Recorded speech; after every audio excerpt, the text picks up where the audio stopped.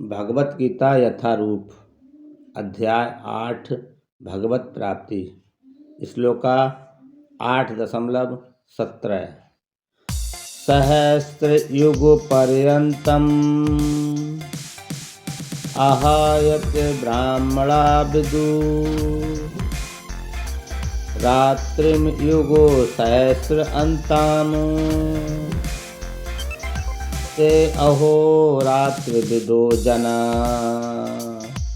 भावार्थ, मानवीय गणना के अनुसार 1000 युग मिलकर ब्रह्मा का एक दिन बनता है और इतनी ही बड़ी ब्रह्मा की रात्रि भी होती है। तात्पर्य, भौतिक ब्रह्मांड की अवधि सीमित है।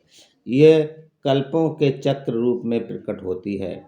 ये कल्प ब्रह्मा का एक दिन है, जिसमें चतुर्युग सत्य, त्रेता, द्वापर तथा कली के 1000 चक्र होते हैं। सतयुग में सदाचार, ज्ञान तथा धर्म का बोलबाला रहता है और अज्ञान तथा पाप का एक तरह से नितांत अभाव होता है। ये युग 17,28,000 वर्ष तक चलता है।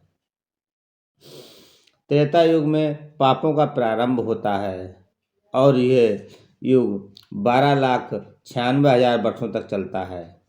द्वापर युग में सदाचार तथा धर्म का ह्रास होता है और पाप बढ़ते हैं। ये युग 8,64,000 वर्षों तक चलता है। सबसे अंत में कलयुग, जिसे हम विगत 5,000 वर्षों से भोग रहे हैं, आता है,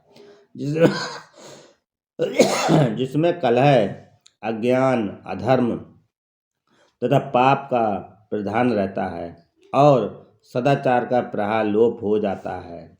ये युग 4,32,000 वर्षों तक चलता है। इस युग में पाप यहाँ तक बढ़ जाते हैं कि इस युग के अंत में भगवान स्वयं कल्कि अवतार धारण करते हैं, असुरों का संहार करते हैं, भक्तों की रक्षा करते हैं और दूसरे सतयुग का शुभारंभ होता है। इस तरह ये क्रिया निरंतर चलती रहती है। ये चारों युग एक सहस्र चक्र कर लेते हैं, पर ब्रह्मा के एक दिन के तुल्य होते हैं। इतने ही वर्षों की उनकी एक रात्रि होती है। ब्रह्मा ऐसे 100 वर्ष जीवित रहते हैं और तब उनकी मृत्यु होती है। ब्रह्मा के 100 वर्ष गणना के अनुसार पृथ्वी के 31 शंख 10 खरब 40 अरब वर्ष के तुल्य है। इन गणनाओं से ब्रह्मा की आयु अत्यंत विचित्र तथा न समाप्त होने वाली लगती है, किंतु नित्यंता की दृष्टि से ये बिजली की चमक जैसी अल्प है। कर्णाळव में असंख्य ब्रह्मा अटलांटिक सागर में पानी के बुलबुलों के समान प्रकट होते हैं और लोप होते रहते हैं।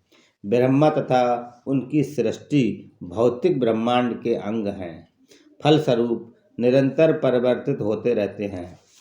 इस भौतिक ब्रह्मांड में ब्रह्मा भी जन्म, जरा, रोग तथा मरण की क्रिया से अछूते नहीं हैं, किंतु चूंकि ब्रह्मा इस ब्रह्मांड की व्यवस्था करते हैं, इसीलिए वे भगवान की प्रत्येक सेवा में लगे रहते हैं।